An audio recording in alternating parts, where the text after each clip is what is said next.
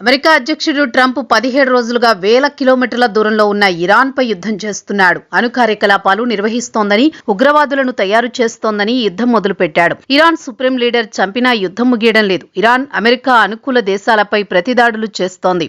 Donald Trump అధ్యక్షతన ఇరాన్పై missile దాడులు కొనసాగుతున్నాయి. అయితే దేశంలోని యూదు సమాజంపై ముస్లిం ఉగ్రవాద మద్దతుదారుల చేతిలో జరుగుతున్న హింసా ఘటనలను అరికట్టలేకపోవడం రాజకీయ విమర్శలకు దారితీస్తోంది. క్యాంపస్లు, స్థలాల్లో పెరిగిన దాడులు సామాజిక ఉద్రిక్తతలను పెంచుతున్నాయి. అగ్రరాజ్యం అమెరికాలో యూదులకు భద్రత కరువైంది. ఇరాన్ యుద్ధం మొదలైన నాటి నుంచి ముస్లిం ఉగ్రవాదులు యూదులపై దాడులు చేస్తున్నారు. ఓల్డ్ డొమినియన్ యూనివర్సిటీలో విదేశీ ముస్లిం విద్యార్థులు యూదు విద్యార్థులపై దాడి చేశారు. టెక్సాస్ యూనివర్సిటీలో సార్వత్రిక హింస, యూదు విద్యార్థులు లక్ష్యంగా దాడులు జరిగాయి.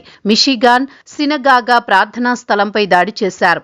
ఆస్తి నష్టం కలిగించారు. టెక్సాస్లోని ఆస్టిన్ యూదు వ్యక్తిపై కాల్పులు జరిపారు. ఈ సంఘటనలు యుద్ధం ప్రారంభమైన తర్వాత ఎక్కువయ్యాయి. ట్రంప్ విదేశీ శక్తి ప్రదర్శనలో రాణిస్తున్న దేశంలో ఇస్లామిక్ మద్దతుదారులను కట్టడి చేయలేకపోతున్నారు. ఇది రిపబ్లికన్ పార్టీలో కూడా చర్చనీయాంశం. యూదు సమాజం భద్రతా చట్టాలు, పోలీసు రక్షణ కోరుతోంది. ఈ డ్యూయల్ ట్రాక్ విధానం అమెరికాలో సామరస్యాన్ని ప్రశ్నిస్తోంది.